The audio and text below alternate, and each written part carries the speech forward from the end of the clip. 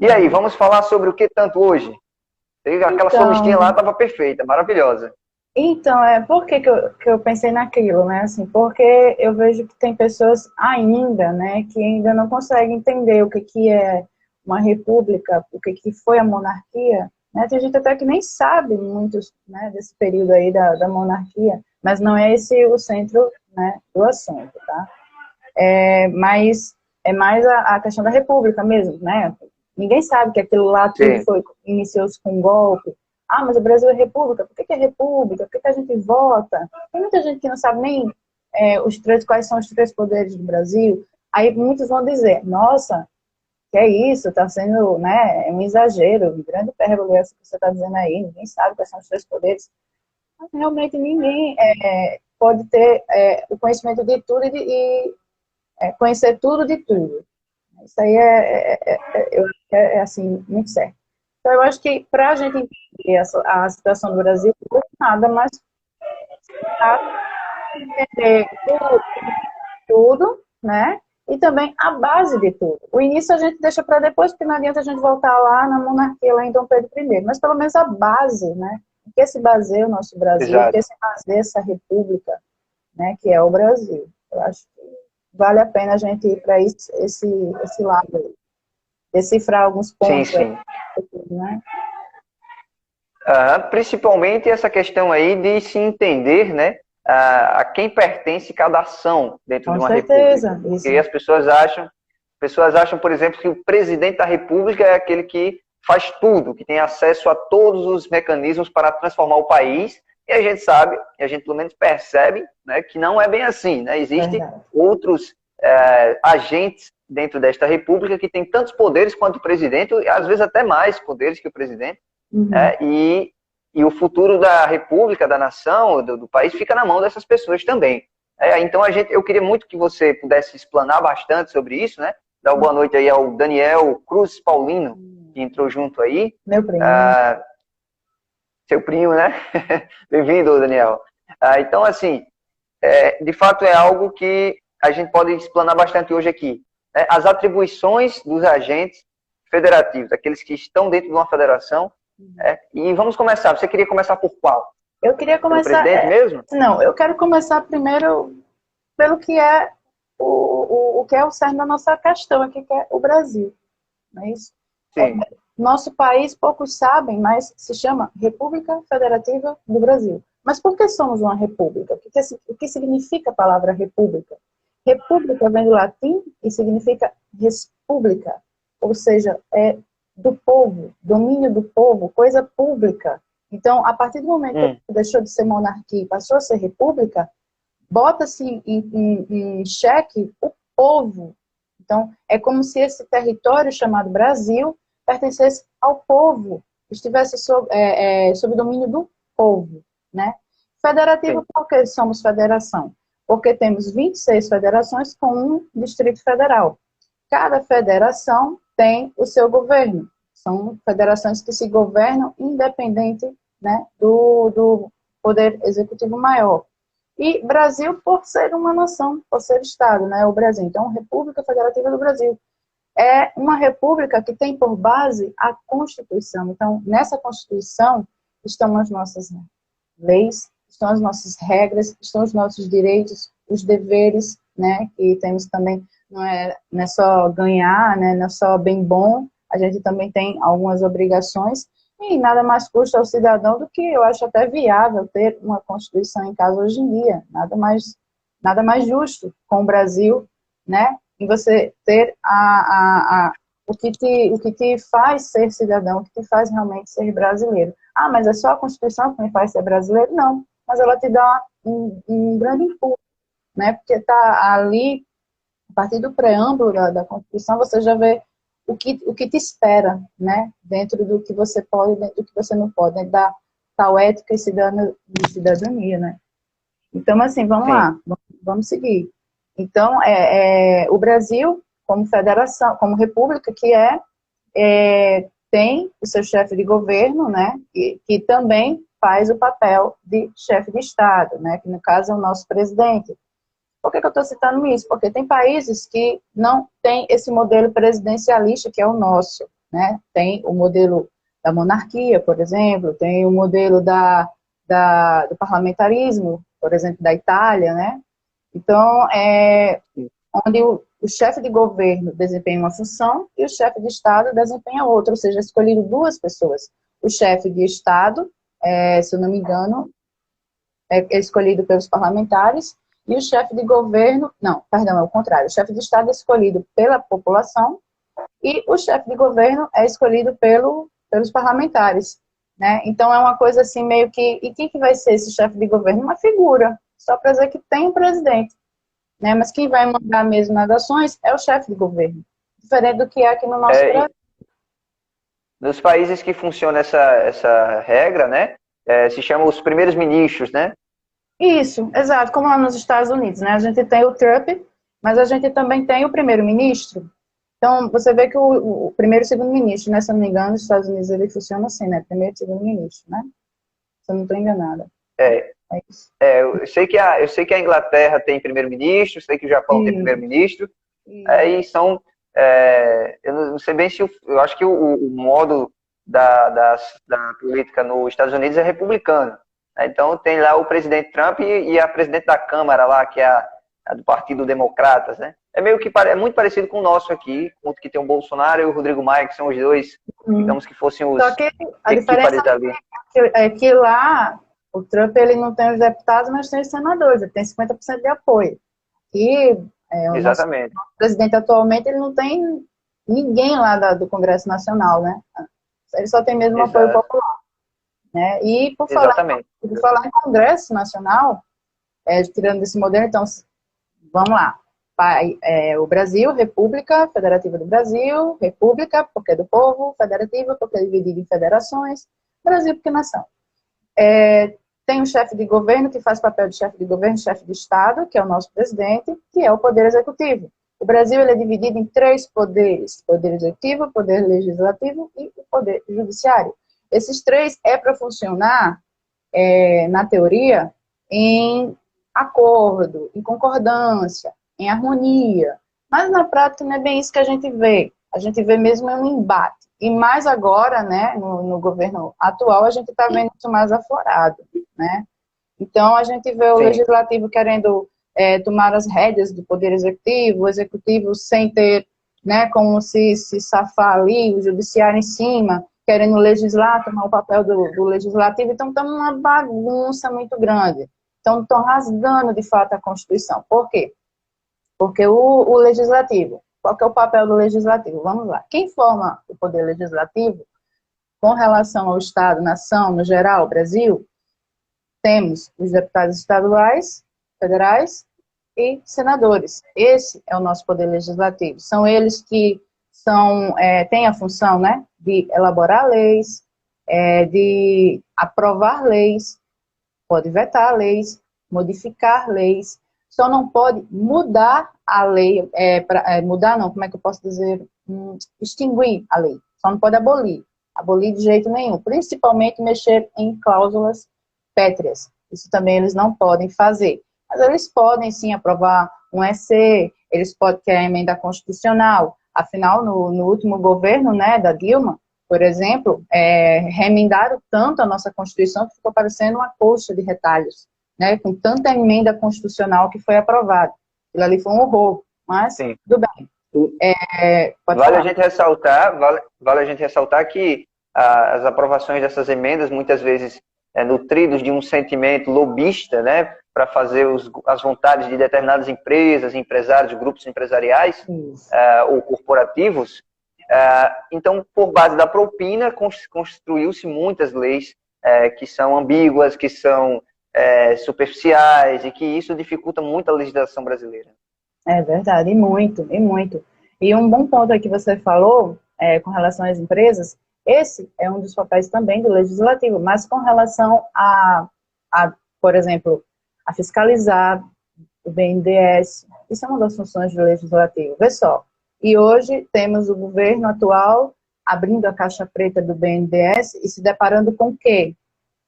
Né? Então, o que foi esse legislativo de ontem para trás? Né? O que é que fez esse legislativo que não fiscalizou o BNDES, por exemplo? Ele também era responsável Sim. por fiscalizar a Embrapa, a antiga Infraero e tudo mais. Mas em quantos rolos essas empresas não se meteram, né? É bem complicado.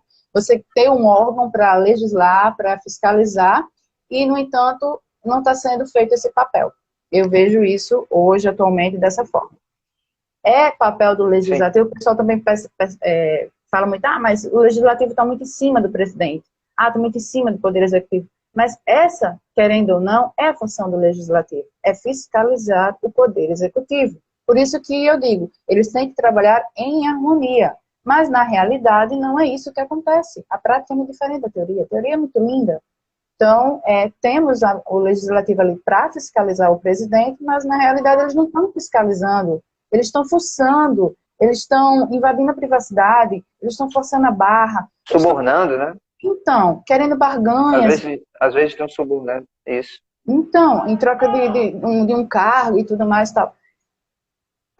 Eu aprovo tal projeto que você impôs, tal medida provisória, tal, que a gente vai ver mais na frente, que cada coisa é. Se você me der tal coisa para o meu partido, tal, não sei o quê. O que também acaba com o legislativo é esse multipartidarismo, esse pluralismo de partidos. Eu acho que também desgasta a questão do legislativo, né, aqui no Brasil. Eu não sei se dá para a gente chegar nesse ponto, mas eu vou tentar puxar um pouquinho. Lembra lá na época do militarismo? A gente só tinha o Arena e o MDB, o MDB. Então a gente só tinha, era bipartidarismo. Então eles duelavam entre eles. Tudo bem, tinha uma troca ali. Quando não era um, estava no poder, era o outro. Quando não era, lembra até a questão da política do café com leite. Quando era um, era o outro. Mas ainda assim, era melhor do que esse pluralismo político que a gente vê hoje no cenário atual. Aí fica difícil o Poder Executivo ter a sua função real. Então, o Legislativo ele tem essa função com relação a deputados estaduais, deputados federais e senadores. Mas, o que acontece? Isso aí a gente tem... Deixa eu focar um pouco... Peraí, deixa eu me centralizar aqui só um pouquinho.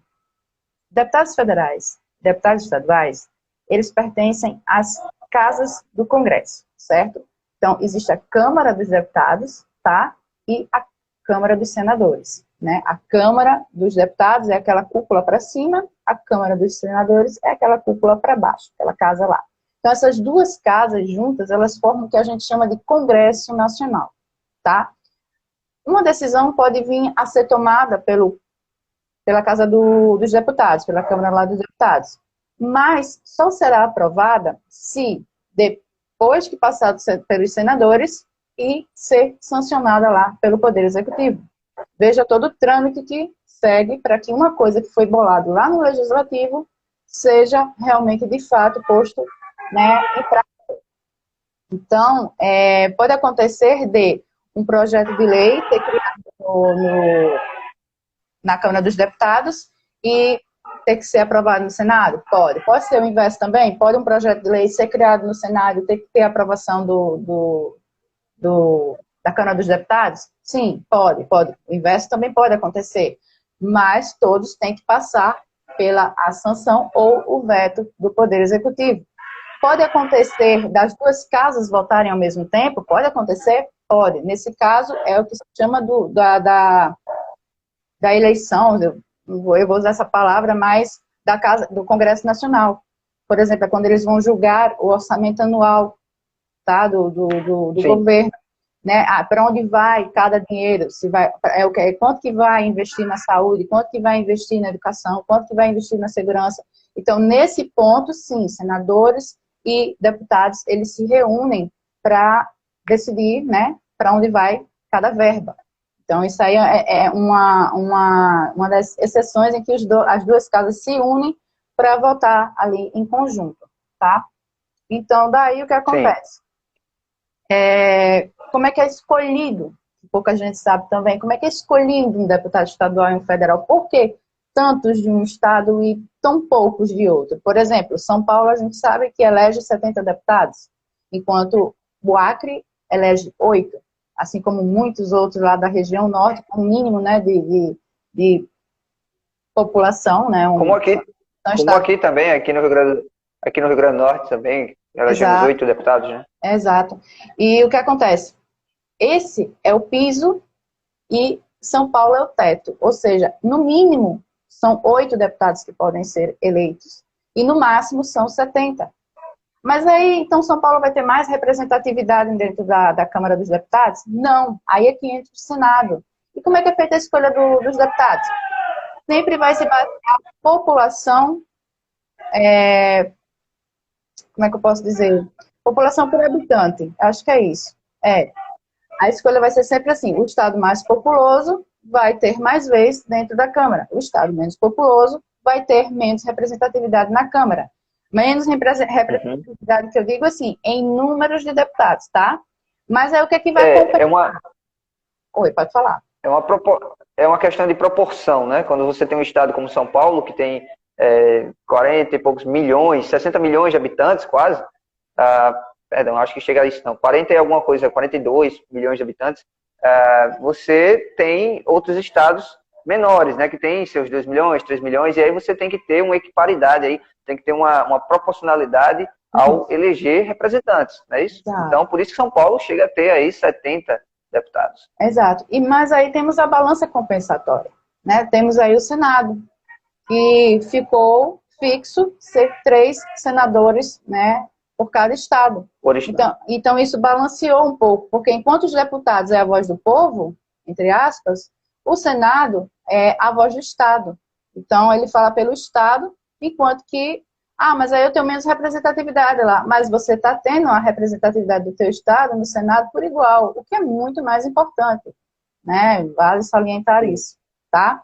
Então, é por isso que tem que ter muito cuidado com os projetos de leis que são criados lá na Câmara. Por quê? Porque muitas vezes é a vontade popular, mas não é a vontade do Estado, não é uma coisa que vai fazer bem para uma coisa maior. Então, muitas vezes há conflitos entre as casas por isso. Porque... Sai um gol. Tem um gol. Sai um gol do Fortaleza. Tá bom. Então, o que acontece? O Senado, que vê uma amplitude maior, né, o Estado, os deputados veem a minoria de pessoas na povo. Então, você vai beneficiar, pode ser que a burguesia daquele Estado seja beneficiada, mas a parte mais carente desse Estado vai ser beneficiada com esse projeto de lei que você está querendo? Então, fica essa briga. Então, o Senado, ele tem essa função de olhar no todo, enquanto que os deputados, eles olham em parte. Então, somando Câmara dos Deputados com o Senado, temos aí o Congresso Nacional. Isso se chama Congresso Nacional, tá, meu povo? Isso se chama Congresso Nacional. Então, depois do Legislativo, temos o Executivo. Não, vamos passar logo para o Judiciário. Seria mais interessante. Vamos terminar com isso aqui. O Judiciário, ele tem função de aplicar as leis, defender o direito do cidadão, promovendo a justiça e garantir que a CF seja cumprida. A CF é a Constituição Federal. Vale salientar que tem muitas outras funções para o Judiciário, também tem muitas outras funções para o Legislativo. Só que se a gente for todas elas aqui, o vídeo vai ficar enorme, a live vai ficar imensa, vai ficar muito cansativo. Então, a gente vai... E aqui o Instagram, ele poxa, é 1 hora apenas, né? Então, pois é, então vamos correr. Então, o que acontece? O Judiciário aplica as leis que o Legislativo criou. Só que é o seguinte, o Legislativo cria, como eu te falei, o Legislativo cria, vai para o Senado, né? Lá, a Câmara cria, vai para o Senado, vai para o presidente sanciona, aprovou, beleza, passa para o Judiciário vai lá e aplica essa lei e passa a valer. Só que o Judiciário, ele tem uma coisa que eu chamo de prerrogativa, que é realmente uma prerrogativa. Se a lei chegar lá, mesmo sancionada pelo Poder Executivo, e o Judiciário vê que essa lei é projeto de lei, né, que ainda não é lei porque não foi aprovado pelo Judiciário, né, digamos assim, né, não está valendo ainda. Então, se eles verem que vai ferir a Constituição, está sendo inconstitucional, não está ferindo os direitos humanos, entre outras coisas mais, então eles vão e vetam aquela lei. Eles voltar, não é que vetam, eles vão voltar a lei para ser reanalisada, passar por uma certa vistoria e tem uma modificada ali. Ele vai dizer onde é que está inconstitucional, onde é que está pesando ali, para que eles deem como aplicação, eles deem a aplicabilidade dessa lei, né? Então, eles vão dizer, e lá os congressistas, os parlamentares, eles vão ver onde é que eles podem modificar e tal, entendeu? Então, o judiciário tem assim, quando for para aplicar as leis, se ele vê que é inconstitucional, ele volta com tudo e tudo tem que ser refeito novamente, tá? E o que é o poder legislativo, né? Deputados, senadores, assessores desses deputados e senadores, o judiciário vai ser o TF, vai ser a PGR, vai ser o TSE, vai ser o TST, ou seja, esses tribunais, né, superiores aí, né, que vai fazer parte desse judiciário do Estado, da nação, tá? Da União. Estou falando de União aqui. Quando a gente parte para Estado, município, aí já a coisa muda de figura. E o que seria o Executivo? O Executivo, ele tem o poder de administrar interesses do povo, fazer serem efetivas as leis, dividir entre os 3 níveis de governo a gestão administrativa, tá? E 3 níveis de governo seriam esses que o Poder Executivo divide, essa função administrativa? É justamente Estado e município, porque temos a União, temos os estados, temos o município e temos o Distrito Federal, que é como um satélite aqui no nosso, na nossa União, né, no nosso país, tá? Então, ele tem que distribuir bem direitinho essa gestão administrativa, ou seja, nem tudo cai nas mãos do presidente. Se eu dou poder ao governo para que ele governe independente do Poder Executivo maior, que é o da União, então eu estou dando todo, como é que eu posso dizer, está faltando a palavra, eu vou dar liberdade para que aquele governo ele faça da melhor maneira possível para o Estado dele, tá? E no que precisa do Poder Executivo... autonomia, né? Da autonomia. Isso, da autonomia. E no que precisar do Executivo, o Executivo vai estar lá, como está sendo agora na pandemia, né? O Judiciário tirou totalmente, né, o poder das mãos, a autonomia, né, das mãos do Executivo e transferiu essa autonomia só para os governadores e prefeitos, tirando, né, a ajuda que seria do Executivo, né, essa interferência, tirou totalmente a interferência do Executivo. Mas o Executivo não deixou de ajudar. Ele ficou enviando verbas, enviando materiais, suprimentos e tudo tal. Ou seja, também é esse papel do Executivo. Por mais que ele dê autonomia aos governos, ele não pode deixar de amparar, tá? Sim, então, cada estado, cada federação tendo seu governo, temos aí o Poder Executivo do Estado. Agora a gente já saiu da União. Vimos o Poder Executivo, Legislativo e Judiciário da União. Agora vamos partir para o Estado. Do Estado, no caso, o município, né? Que você quer dizer? Vamos lá. Vamos aqui para o Estado do Rio Grande do Norte. Temos a governadora Fátima Bezerra, tá? Então, ela é o Poder Executivo do nosso Estado. Muitas pessoas confundem isso, né? Principalmente agora nessa época de pandemia. Nossa, estão confundindo pra caramba. Nem tudo que chega no teu Estado é obra do governo do Estado, né? Nem tudo. Então, a gente tem que saber diferenciar o que é governo federal e o que é governo estadual. O governo federal, ele vem do presidente, vem lá de cima, vem de Brasília. Enquanto que o governo estadual é daqui.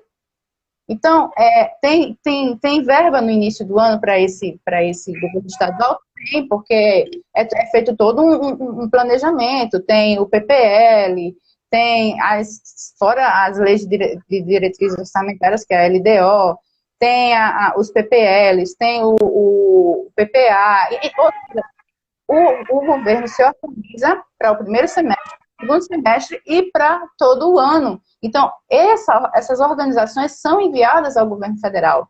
E durante esse período, o governo federal fica enviando as ajudas necessárias. Então, o governo ali vai equilibrando. Tá? Não é o governo estadual que está gerindo esse dinheiro. Gera, sim, gera, tem tributação. Todo estado gera a sua tributação. Tá, o estado ganha arrecadando impostos. Tudo bem. Mas será que somente esses impostos seriam suficientes se não fosse a ajuda do governo federal? Aí não teria para quê, né? O Congresso Nacional e para saber para onde é que o governo federal vai mandar, onde é que ele vai investir mais no Estado, assim, né? Não teria lógica isso, concorda? É uma isso, é uma das coisas que até eu comentei a semana passada sobre essa questão, né?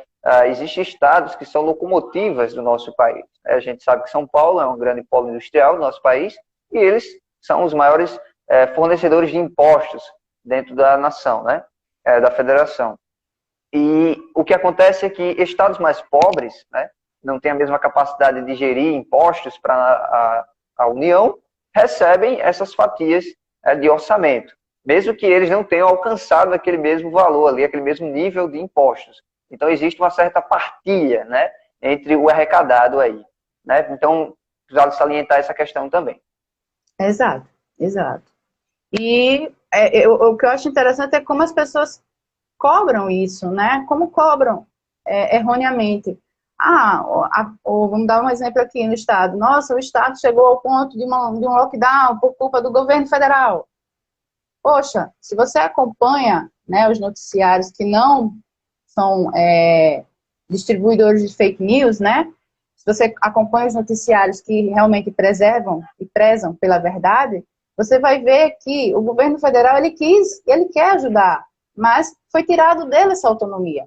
Então, nem tudo é obra ainda do estadual, mesmo ele com toda essa autonomia que foi dada pelo judiciário, né? Então, mesmo que o Estado tenha recebido essa autonomia, as sombras do governo executivo, né, do poder executivo, ainda assim ficam pairando sobre o Estado. Então, a gente tem que ter na cabeça que temos um pai e temos uma mãe. Vamos dar um exemplo assim. Nossa mãe seria o nosso governo estadual e o nosso pai seria o presidente, o poder executivo da União. Então, seria isso. Então, tem um poder executivo maior e um poder executivo mediano. Então, a gente tem que saber essa hierarquia, né? E obedecer, estar ciente do que cada um é capaz de fazer, o que pode fazer e o que faz, né? Eu não posso culpar, deixa eu ver, por que o turismo aqui não está tão bom esse ano, sei lá, não está tendo investimento no turismo. Não posso culpar o governo federal porque não está tendo investimentos no turismo do Rio Grande do Norte,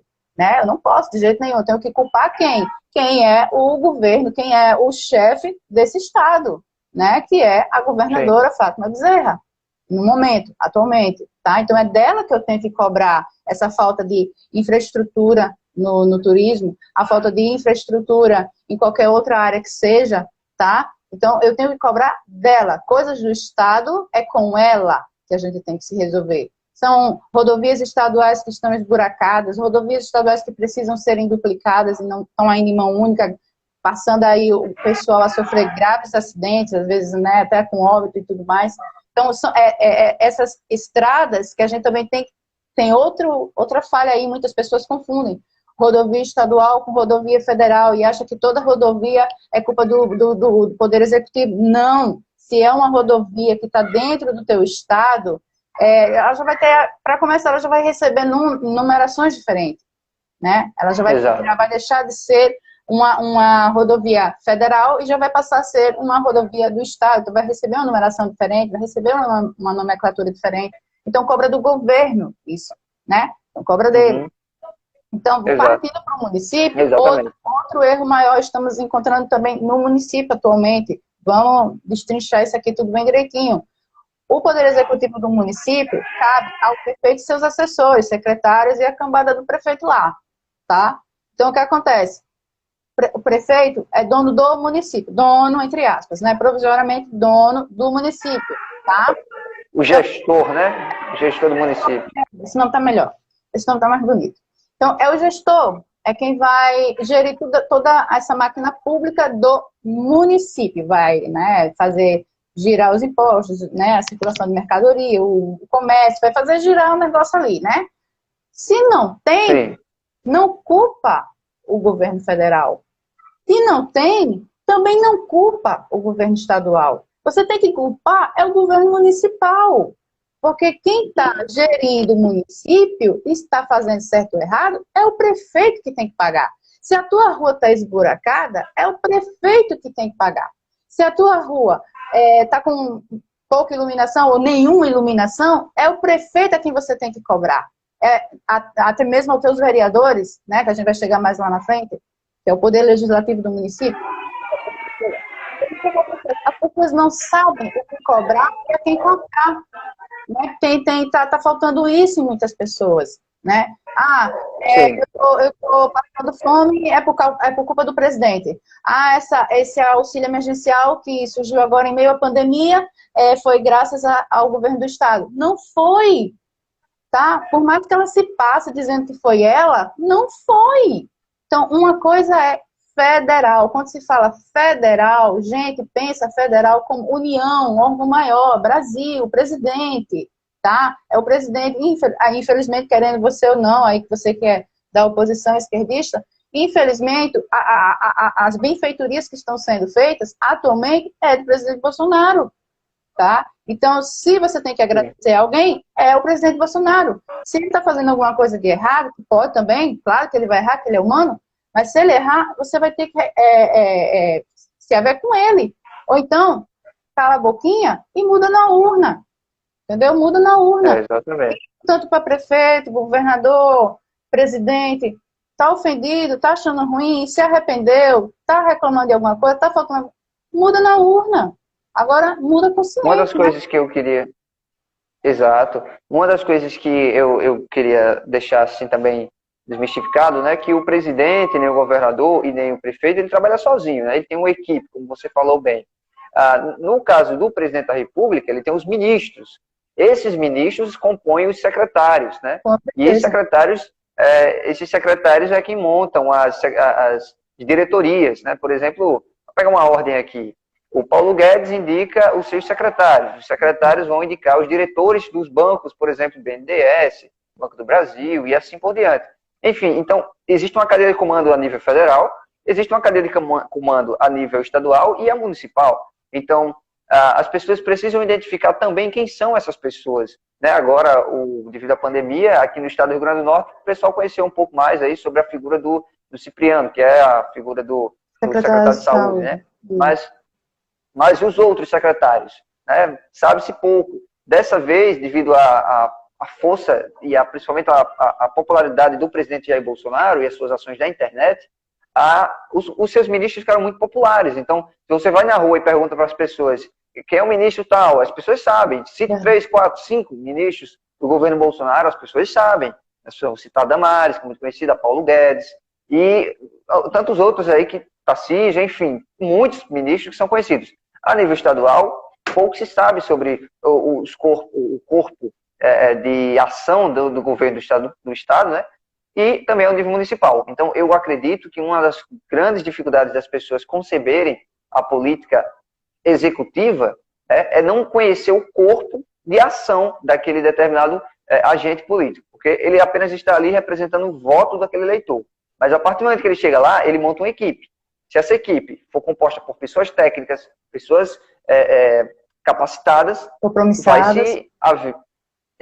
vai se haver ali um grande trabalho, uma grande gestão naquele município, estado ou país. Agora, se você, ao ser eleito, coloca junto lá padrinhados políticos, pessoas que fizeram sua campanha, cabos eleitorais, ou pessoas ligadas a partidos que lhe apoiaram, isso já é um demonstrativo de que não há possibilidade de que a gestão daquele indivíduo que foi eleito seja boa. Então, as pessoas precisam também entender o corpo que está em volta do chefe do executivo de cada altura aí, né? Município, estado ou país. E, como você bem frisou, até esqueci de falar isso, mas você veio aí com a mão certeira. As ramificações, né? A gente pensa o presidente, então ele é culpado de tudo. Não, ele tem os ministros puxam os seus secretários, né? Além de assessores. Então, tem toda uma ramificação, né? O presidente ali não está sozinho, assim como o governador não está sozinho, o prefeito não está sozinho. Então, a gente também tem que ver isso. Assim também como ver que o presidente está lá com os senadores e os deputados que nós colocamos lá. Então, se não está andando alguma coisa que o presidente quer, então é culpa da gente também, porque a gente elegeu mal, elegeu errado, né? Elegeu por troca, por compra de voto, alguma coisa assim, porque não tem cabimento os deputados que lá estão. Não tem cabimento algum, nem combina. É até uma falta até de coerência, né? Com o executivo que está hoje, com o legislativo que a gente vê, falta coerência.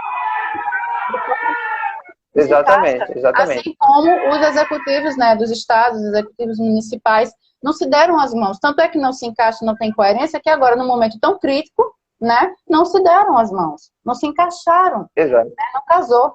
Exatamente. Então, realmente foi uma má escolha. Eu vejo dessa forma. Então, voltando lá, Sim, a gente, no legislativo do município, a gente também tem que ver que temos os vereadores ali para fazer a voz do povo dentro do município. É outro fato também que eu vejo as pessoas esquecerem. E vamos lembrar que agora vai ter eleição e é para prefeito e vereador, né? Então, pensa assim, não, o vereador que eu colocar lá vai ser aquele que vai fazer aquilo que eu penso que ele vai fazer. É meio complicado entender agora, no momento, mas é só pensar assim, o que eu faria se eu estivesse no lugar dele? O que é que eu quero de melhor para minha cidade? Pronto, só pensar assim. Vê lá se teu vereador, se esse candidato... Diga. Agora há pouco, um amigo meu falou assim, Daniel, eu não tenho candidato para vereador. Aí eu olhei assim para ele e disse, olha, você precisa buscar uma pessoa que você se identifique, né, que você tenha uma similaridade de ideias, e uma pessoa que seja acessível à comunidade. Isso. Pode ser uma pessoa em que você vai votar, principalmente vereador, tá, gente? Vereador é aquele cara que tem que estar dentro da comunidade. Uma pessoa que você vai votar, e essa pessoa, após ser eleito, vai se enfurnar dentro de um gabinete e não vai dar mais satisfação a ninguém. Essa pessoa não é adequada para ser vereador. Então, quer uma pessoa que para ser vereador, quer votar em alguém, quer apoiar alguém para vereador? Primeira questão, é uma pessoa disponível? De fato, é uma pessoa que é prestativa à comunidade, que tem transparência em suas ações? Ou é alguém que já vive cheio de maracutaia, que você já não sabe muito bem como é que é a vida daquela pessoa? Olha, gestor público, agente público precisa ter uma vida como um livro aberto. Né? Tem que ter uma transparência assim gigantesca, para que as pessoas possam enxergar a verdade nele. Então, o vereador começa pelo vereador. Aí você vai subindo, né? Essa mesma visão. Mas eu acredito que o vereador por estar ali diante dos problemas mais nítidos, o buraco na rua, o cano estourou, uma quadra esportiva estragada, o vereador precisa muito estar presente nesses momentos, mediando a relação entre o cidadão e o gestor do executivo, no caso o prefeito. É verdade, e eu concordo. E também ver assim, eu elegi um candidato, e é o primeiro mandato dele. Isso aí é bom até fazer essa ressalva. E é o primeiro mandato dele. Você sabe quais foram os projetos que ele colocou em prática durante esse primeiro mandato? Vale a pena reelegê-lo? Né? O que foi que ele fez? Será que ele, assim que ganhou, que botou o primeiro salário no bolso, não saiu dessa foi um lugar melhor e abandonou a cidade? Aquela que ele dizia proteger, aquela que ele dizia que ia fazer isso, que ia fazer aquilo. Entendeu? Eu também olho muito isso. Vamos mudar a política? Vamos. Mas eu também olho que quem é que está na política há mais tempo? Pronto. Candidato para prefeito. Eu converso muito aqui com os meus pais, fica aquele embate, né? Aquela coisa, não, os candidatos que estão agora, a gente ainda está meio assim, estamos estudando cada um e tal. Mas aí a gente procura o que um tem que... como seria assim, qual que é o diferencial desse para esse? Né? O que é que esse aqui tem melhor que esse? E a gente fica procurando, porque são pessoas que ou entraram na carreira política agora há pouco, ou já estão na carreira política há muito tempo e nada fizeram. Então, você quer confiar em quem? Em quem está com pouca experiência ou naquele que já está com tanta experiência, mas não fez nada? Olha o impasse. Você fica entre a faca... Sim, é aí que entra a capacidade do cidadão compreender o contexto político e social, né? Porque dificilmente você, assim, infelizmente, né? É uma questão que as pessoas, pelo menos a gente percebe. Você chega nas vésperas da eleição e você não sabe em quem votar. Você, na hora, pergunta, Fulanito, vai votar em quem? Aí, dependendo do que aquela pessoa disser, você toma a sua decisão de voto. Então, o brasileiro, ele precisa aprender a investigar a vida dos seus candidatos antes de elegê-los, para depois não dizer que comprou gato por lebre, né? E você precisa ter essa sequência após elegê-lo, porque aí você vai poder saber se você precisa dar um voto de confiança novamente ou se não vai fazer isso. Eu vou falar aqui por mim. Entre os candidatos que eu elegi, né, eu votei e foram eleitos, eu vou abrir meus votos, tá? Vamos lá. Para presidente, Jair Bolsonaro, foi eleito. Para senador, o senador Stevenson, capitão Stevenson, foi eleito. Para deputado deputado federal, general Girão, também foi eleito. Para deputado estadual, puxa, agora fugiu o nome dele, Coronel Azevedo, também foi eleito. Né? Então, todas as instâncias que eu votei, todos foram eleitos. Quer dizer, eu mirei nas pessoas que tinham capacidade de ser eleitos. Agora, eu preciso averiguar entre esses quais merecem uma segunda chance. No caso, o meu voto, da minha campanha, do meu apoio. E, por enquanto, apenas 2 merecem. Eu tenho uma visão de que apenas 2 merecem uma renovação. Mas, ainda assim, ainda faltam 2 anos e meio quase, para essas pessoas poderem demonstrar serviço. Né? Mas, até agora, eu, particularmente, né, vejo com um pouco mais de apreço a figura do presidente e a do senador que a gente elegeu aqui. Mas, ainda assim, vejo a necessidade, né, de se dar tempo a essas pessoas para elas poderem trabalhar mais. E também vamos dar um crédito que 2020 foi um ano meio que nulo, né? Mas também serviu para a gente ver quem é quem, né? 2020 a gente está aqui no meio de quase que uma terceira guerra mundial, mas dá para variar. Claro que dá para a gente ver quem se comportou melhor, quem agiu melhor, quem teve mais caráter, quem ficou do lado do correto, que a gente acha que de correto nunca vai ser a visão de correto e assim sucessivamente. Mas quem foi que teve mais coerência durante essa pandemia com o que prometeu lá atrás, entendeu? Porque é nesses momentos críticos que a gente vê se o nosso voto valeu mesmo a pena ou não, né? Então, vale salientar isso aí. E tem uma outra coisa que eu ia falar dentro disso, mas eu esqueci. Eu estava tão empolgada com essa coisa e acabei esquecendo, que eu ia falar justamente desse negócio, sim, dos senadores, que a gente tem que ter cuidado ao eleger um senador, porque é diferente. Enquanto o deputado ele passa lá 4 anos, vamos esmiuçar isso, decifrando, pessoal, vamos lá.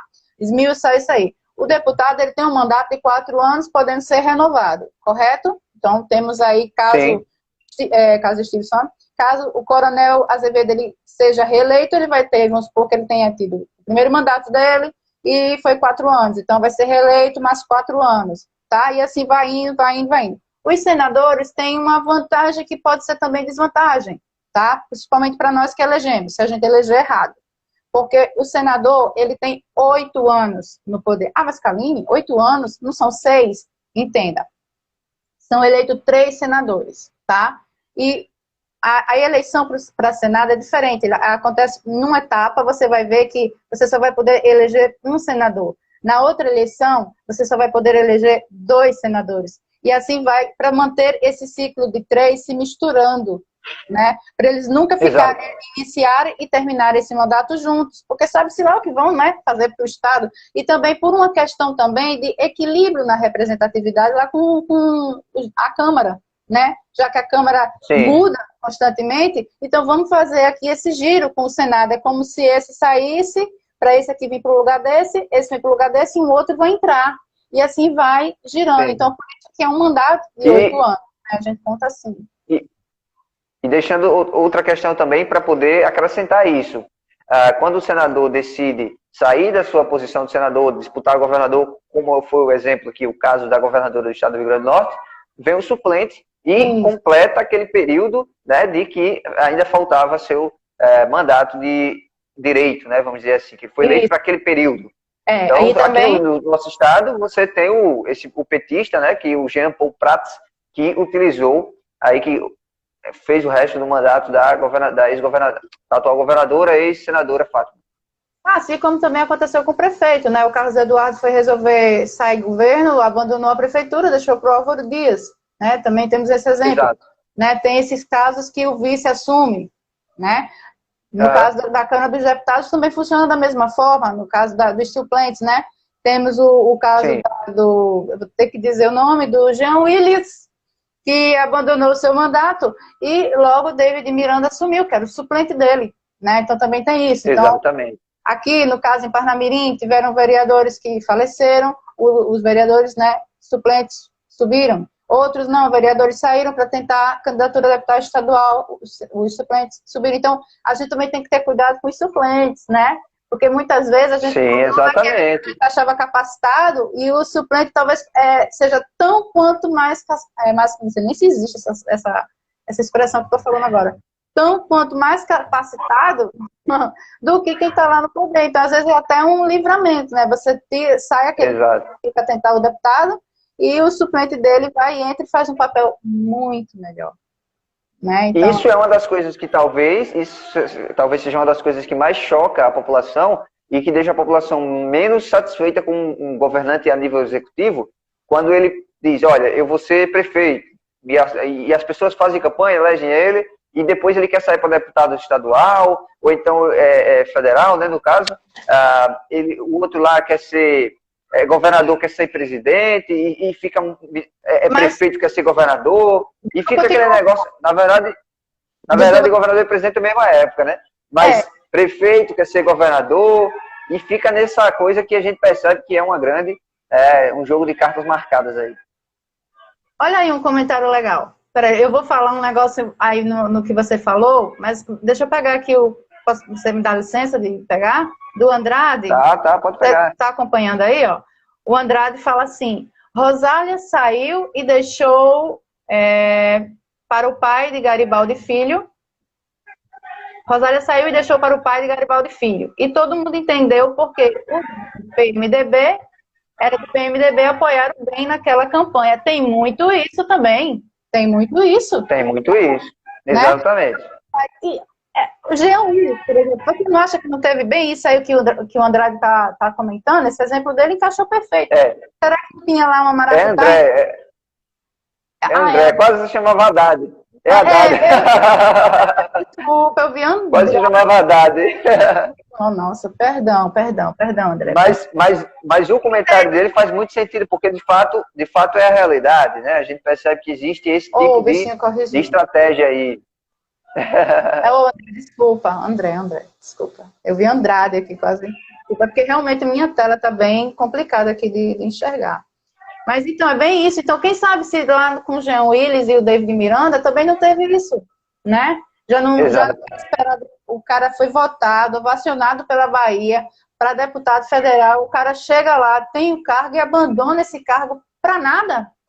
Para nada, porque é normal o prefeito deixar a prefeitura e querer o governo do estado. Isso é normal. É normal um vereador deixar, né, a Assembleia e querer ser deputado. Isso é normal. Agora, não é normal um deputado abandonar o seu mandato por nada.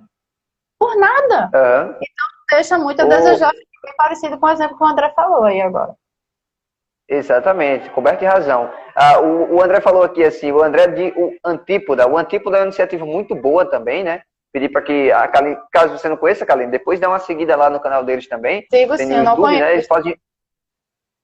Eles fazem um podcast muito bom. São 4 amigos aí que fazem um bate-bola muito interessante. Eu acompanhei lá, é divertidíssimo. E essas iniciativas aqui estão iniciando aqui no Rio Grande do Norte, né? Você tem Conversa com Café com a Kaline aí. Tem o 4 Poder comigo, ganha até a canequinha, gente, olha. Tem a canequinha. Esperando a minha, meu aniversário vem aí, quem sabe eu ganho uma também. Fiquei com ciúmes. Olha. Pois é. E aí o Antípoda também. Então a gente tem que fazer exatamente isso, pessoal. Criar iniciativas que possam contribuir para a nossa sociedade, né? Nossa sociedade a nível estadual, porque a mudança tem que partir primeiro da gente.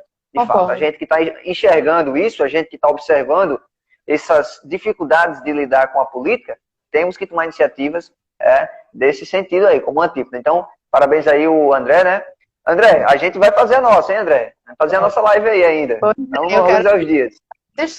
E foi bom você dar essa deixa que eu era louca para falar isso, assim, de uma maneira mais abrangente, né? Porque lá no meu canal é uma coisa mais limitada, né? Não tem tanto alcance assim, mas essas iniciativas que surgem desses jovens, né? Porque, querendo ou não, quem vai mudar a política futura é a nossa geração, né? A minha, que eu sou um pouco mais velha que você, eu não vou dizer que tanto quanto, mas eu sou um pouco mais velha que você, tem a sua geração, tem a geração do seu filho, tem a geração do filho do seu filho, então são essas gerações que vão mudar o nosso país.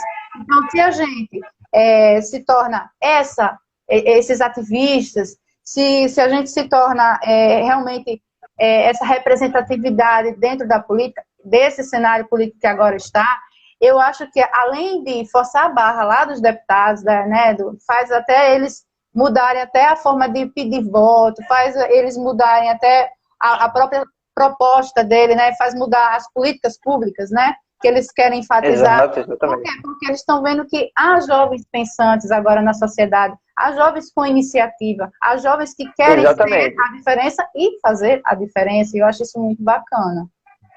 A internet já fez uma revolução na política, porque hoje os candidatos sentem a necessidade, né, de expor suas ideias através da internet, mesmo que eles tenham aquelas máquinas gigantescas, partidárias, né? Essas siglas aí que usurpam muitos recursos do governo, do Estado, para poder fazer campanha. Mas mesmo assim, os políticos já entenderam que a força que a internet tem é capaz de anulá-los, embora eles tenham recursos. Exemplos, você tem lá o Henrique Meirelles, né? Você tem o Alckmin, que investiram bilhões na campanha deles, né? E não conseguiram ter êxito. Por quê? Aquelas pessoas que estavam ligadas à internet, como o presidente atual, Jair Bolsonaro, recebeu muito mais apoio espontâneo por parte das pessoas. Então, isso vai afetar, já está afetando todas as eleições a nível municipal, estadual, federal, porque as pessoas começaram, os políticos começaram a enxergar que existia uma demanda reprimida aí dentro da internet, que era o único lugar onde podia se expor a voz, né? Colocar a opinião para fora. Então, depois que essa tampa se estourou, agora não tem mais quem feche, porque de fato as pessoas agora têm a liberdade para opinar, para questionar, né? E isso é muito bom, isso é uma transformação na nossa política. É verdade. E aí, nesse ponto, é que eu acho legal a gente não ser modelo parlamentarista, né? Eu acho bom a gente ser presidencialista nesse ponto, porque para tirar um governante que a gente colocou lá por querência popular, por vontade popular mesmo, por um manifesto natural que foi da população, porque eu vi essa vitória do governo atual como realmente assim, algo bem estridente, bem diferente, foi bem diferenciado, porque foi uma coisa meio do povo mesmo, ali realmente a escolha do povo. Então, se a gente fosse... O povo pegou o Bolsonaro e jogou lá, né? Foi um negócio mais ou menos assim.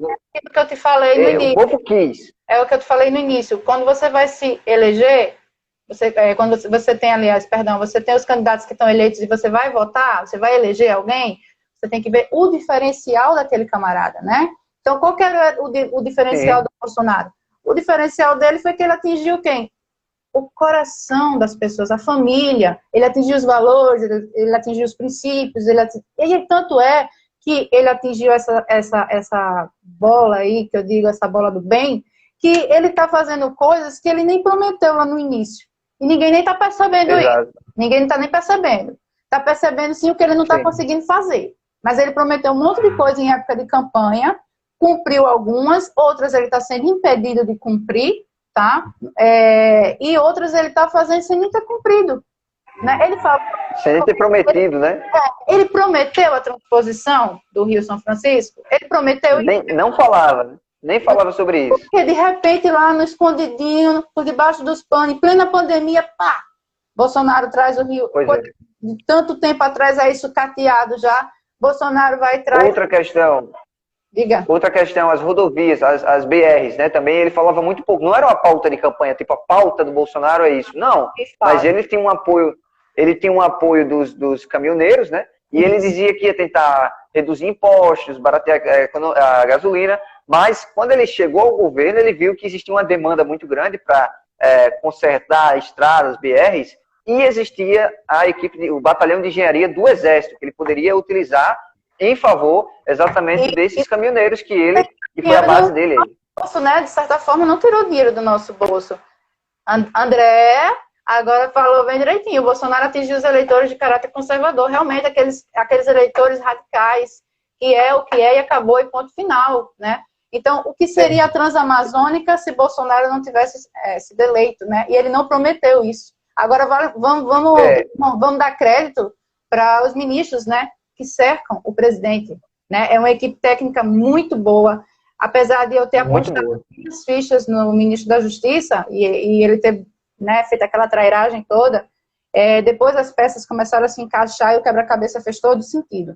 Mas antes, né, logo quando o Bolsonaro apresentou a primeira equipe dele, nós disse, poxa, o Brasil agora vai para frente. O Brasil agora, a bandidagem vai acabar, a economia vai andar, tal. E, de repente, aconteceram aquelas coisas, começando por Bebiano, né? E foi se desfalecendo algumas partes, mas... Kaline, a gente vai encerrar aqui agora, faltam 20 segundos. Nossa! Né? Eu quero agradecer a você. É porque é 1 hora aqui apenas no Instagram, né? E a gente rende muito, mas eu quero agradecer muito a você, né, por ter aceitado. 10 segundos aí para você se despedir, vá. Quero agradecer a todo mundo, né, que esteve presente aí, a quem vai assistir a live depois.